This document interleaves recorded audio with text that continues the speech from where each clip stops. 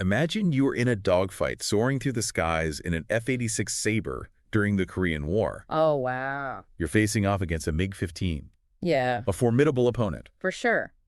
How did American pilots consistently outperform their adversaries even when facing technically superior aircraft? Hmm.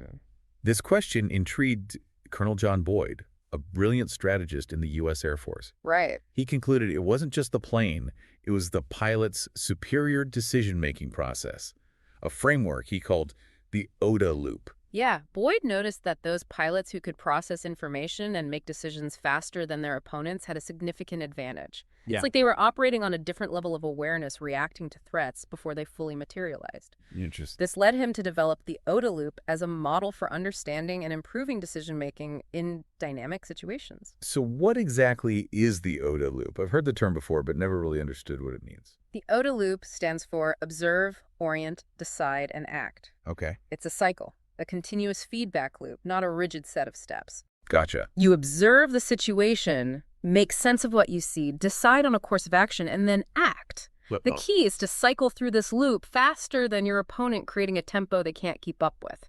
So it's all about speed. Speed is important, but it's not the only factor. Okay. Think of it like playing a fast-paced video game.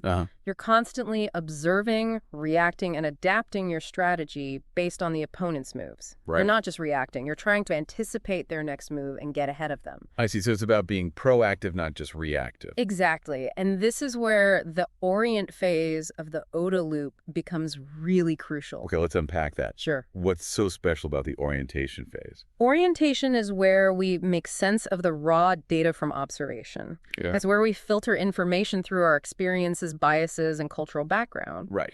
Two people can observe the same event, but their orientation will shape their understanding of what's happening and ultimately influence their decisions. So you're saying that our past experiences can significantly impact how we perceive and react to a situation. Absolutely. Hmm. For example, a pilot who has encountered a particular enemy maneuver before will be able to orient themselves to the situation much faster than a pilot who is seeing it for the first time. That makes a lot of sense. Yeah. So how does this getting inside the loop concept work? Boyd's goal was to cycle through OODA faster than the opponent, disrupting their orientation phase. Imagine a skilled boxer using feints. Okay. They're not just reacting, they're proactively shaping how their opponent perceives the fight, leading them into traps. So by disrupting their orientation, you're essentially creating a window of opportunity to act decisively while they're still trying to figure things out. Precisely. Oh. It's about creating confusion and disrupting their decision-making process, giving you the upper hand.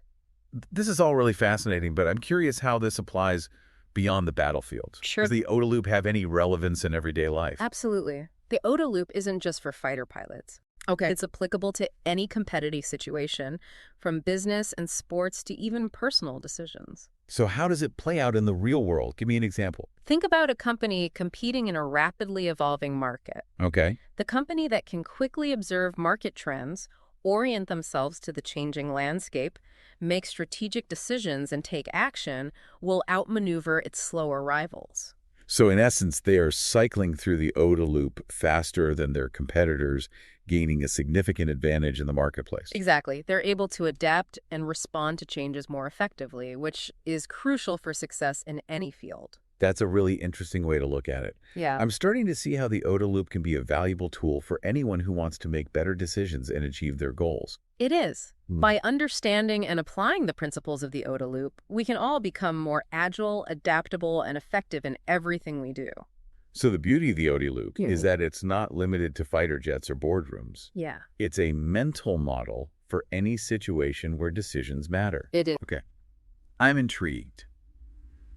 Give me some examples where the OODA Loop might surprise people. Okay. So imagine you're a parent dealing with a toddler throwing a tantrum. Okay. You observe the behavior, the crying, the flailing. Right. That's your observation. Gotcha. But orientation is where things get interesting. Okay. Are you seeing a spoiled child who needs discipline, or a frustrated little person struggling to communicate their needs? Your orientation, shaped by your own parenting philosophy and experiences, will determine how you decide to react. So even in something as personal as parenting, the OODA Loop Helps me understand why different parents might react so differently to the same situation. Absolutely. Or think about a negotiation, a job interview, even navigating traffic. Oh, yeah. These are all OODA Loop scenarios. Mm-hmm. The faster you can observe, orient, decide, and act, the smoother you'll navigate those complex interactions. You mentioned cybersecurity earlier. Yeah, That's a field where split-second decisions can make a huge difference. absolutely. Mm. A cybersecurity expert might be monitoring network traffic, right, and suddenly an anomaly pops up.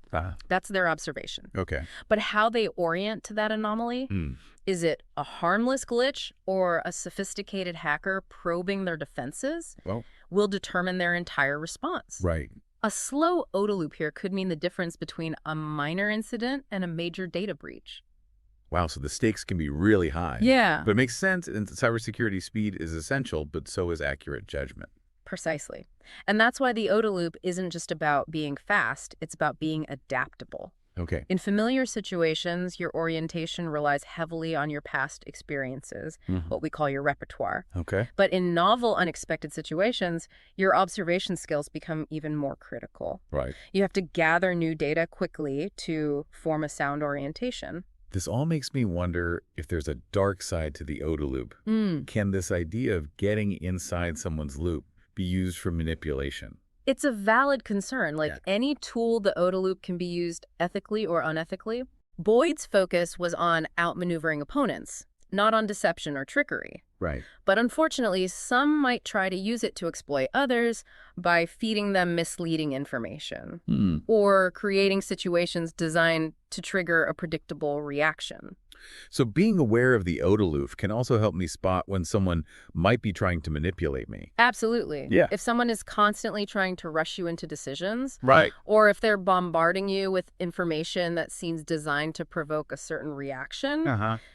it might be a sign that they're trying to game your OODA loop. This raises an interesting point. If Yeah. everyone is trying to get inside each other's loop, doesn't it just become a chaotic mess? That's where the concept of adaptability comes back into play. Okay. The OODA loop isn't a rigid formula, it's a mental framework. Gotcha.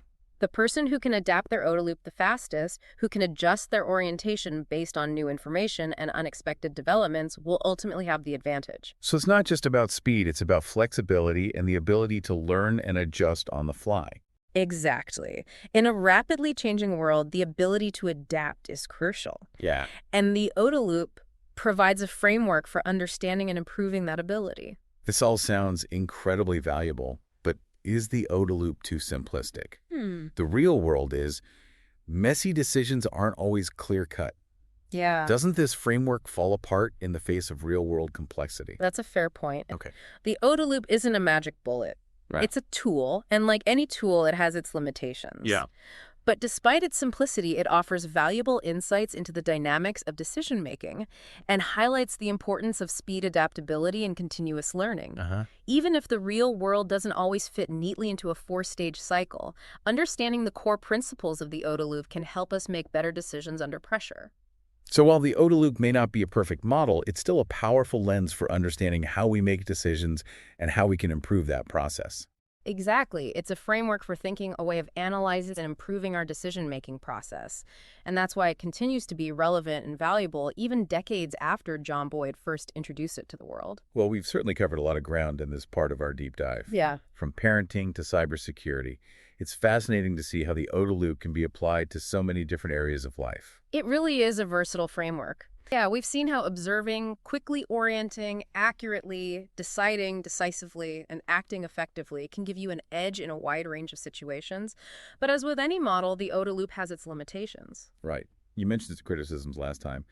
What are some of the biggest challenges people raise with the OODA loop? One common critique is that it's too simplistic. Critics argue that real-world decision-making is rarely as neat and tidy as a 4-stage cycle. There's often overlap between phases, external factors we can't control, and sometimes intuition plays a bigger role than we'd like to admit. So the OODA loop might be a helpful framework, but it's not a foolproof recipe for perfect decisions every time. Exactly. It's a guide, not a guarantee. Another criticism is that the concept of getting inside someone's OODA loop can be misconstrued as manipulation. Some might see it as a license to deceive or exploit others by deliberately feeding them misleading information. That's a valid concern. We touched on this earlier, but it's worth emphasizing that Boyd's intent was never about trickery. It was Right. about understanding how to outmaneuver opponents in a fair fight. Right. It's about gaining an advantage by being faster and more adaptable, not by resorting to unethical tactics. Mm. Ultimately, the OODA loop is a tool. And like any tool, it can be used for good or for ill. So how can we use the OODA loop effectively and ethically in our lives? It starts with self-awareness. Recognize that your own biases and experiences shape your orientation and be willing to challenge your assumptions. Don't fall into the trap of thinking you have a perfect objective view of every situation. That's good advice for anyone, really, whether they're using the OODA loop or not. Absolutely. Then focus on developing your observation skills. Pay attention to the details, the subtle cues that others might miss. The more information you gather, the better equipped you'll be to form an accurate orientation. And when it comes to making decisions, is there a sweet spot between speed and accuracy? There's no one-size-fits-all answer. The optimal balance depends on the situation. In some cases, a quick decision is crucial even if it's not perfect. In others, taking time to gather more information is the wiser course. The key is to develop your judgment and learn to recognize when speed is paramount and when a more deliberate approach is required. So it sounds like mastering the OODA loop is a continuous process of learning, adapting, and refining our decision-making skills. Exactly. And remember, the OODA loop isn't just about reacting to external events. You can also use it proactively to shape the situation, to create opportunities and influence outcomes. Think about how you can use your actions to disrupt your opponent's OODA loop to force them to react to you instead of the other way around. This has been a really eye-opening exploration of the OODA loop. It's a framework that can be applied to so many different aspects of life, from business and competition to personal relationships and even self-improvement. It's a testament to John Boyd's insight that this model developed in the context of aerial combat has such broad applicability. By understanding the principles of the OODA loop, we can all become more effective decision makers, navigate complexity with greater confidence, and ultimately achieve better outcomes in all areas of our lives. Finally, please don't forget to like, share, and subscribe so we can grow our audience and reach more smart people like you. Also, if you think we added some value to your day, how about supporting the show and our caffeine habit by buying us a coffee? The link is in the description below. See you next time, Payat.